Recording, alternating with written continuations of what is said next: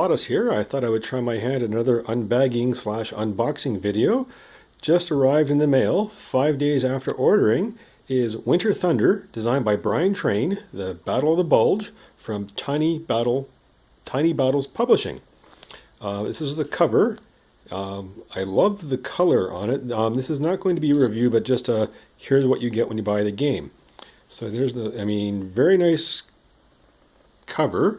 And unlike what Revolution Games does, the cover is actually part of the rule book, whereas they have an insert for their cover and they put charts on the back. This one, the charts are separate. So let's take a quick look here. As I said, it's Winter Thunder by Brian Train. There's the Tiny Battle graphic. An example of some of the graphics. Back of the rule book has a nice little blurb description of the game, the Battle of the Bulge, and some nice historical pictures. 176 counters. It's a 17 by 22 inch map, 2-player game, medium complexity, and you should be able to play it in approximately 3 hours. And the rules are actually very nicely laid out. Font is a very nice size, nice use of color, and 1 page, 2 page. It looks to be approximately, oh, there we have a nice graphic example of play. So that would help with learning the rules. We have, from the looks of it, 7 pages of standard rules. And then starting on page 7, we have some optional rules that are about a quarter of the page. We have some designer's notes on page 8. And then we have a unit identification chart and part of the scenario setup guide. So all told, we're looking at a total of 10 pages, of which 7 are rules, and pages 8 and 9 are scenario slash optional rules. Not too bad. We have the counter sheet. Okay, this is a little on the thin side. And as you can see, I'm just barely touching this, and they're popping out. We have the American infantry. We've got some armored cavalry. Then it looks like we have the Germans in a standard color gray. Looks like our SS troops are purple. That's a little different, but that's okay. We have some German Fallschirmjäger, we have the British, we've got some various marker counters, and you have your various combat chits for the type of attack, because this is part of Brian Train's diceless combat system, and this game is designed to bookend with his game Summer Lightning, which is also published by Mark Walker when he was with Lock and Load Publishing. Granted, one is Poland, Summer Lightning is Poland 1939. This is the Bulge in 1944/45, so that's the bookend, but they're not, the games use they use the same rules, but different subject matter. And as I said, the counters are a little on the thin side, but very easy to read. I like that. Sorry for the blurriness, I'll try to move this slower. And then you have, before we get to the map, we've got a reinforcement schedule chart. So it's let's see, it's 1, 2, 3, 4, 5, 6, 7, 8.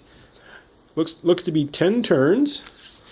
On the back of the chart is some advertising for both Yaw magazine, published by Mark Walker, as well as some of the forthcoming games from Tiny Battle Publishing. Pretty neat. As an extra added bonus, there were, I think, 5 of these postcard-sized games that were put out by ATO and Turning Point Simulations. So that's a nice little bonus. And then the piece de resistance, as they say, would be the game map. Okay, let's get this sucker folded out. Here we go. So here's the map. We have our terrain effects chart, which includes both the types of terrain, movement cost, modifications to combat. We have the different examples of movement. We have the mission matrix table, which is for the part of the diceless combat system. And then we have modifiers for combat. But the map itself has this winter theme to it. A little on the dark side, but then again, it's winter time. But the font, I mean, I love how the names just jump off the map. I like the use of, like, the river, the Muse is quite prominent. And what they have is they have the various, they've got the starting positions of the various units on the map, which is very helpful for getting set up and playing. And then over on the side here, of course, we have Winter Thunder. Very small footprint, which I like. I mean, this is great for my condo. This fits on my dining room table. I suspect this game, while being short on rules, will have depth of play. So there seems to definitely be a resurgence, renaissance of smaller footprint games, and I really like that because living in a small condo, I have very limited table space and time commitment. So this hopefully will find its way onto my table very soon, and would be a great game to travel with, or to take to a convention, or just play in an evening if you've only got a couple hours with one of your friends. So that is it for my unbagging, my second unbagging video. First was Brian Train's Green Beret by One Small Step Publishing, and now we have Winter Thunder, which is the re-implementation of Brian Train's Autumn Mist.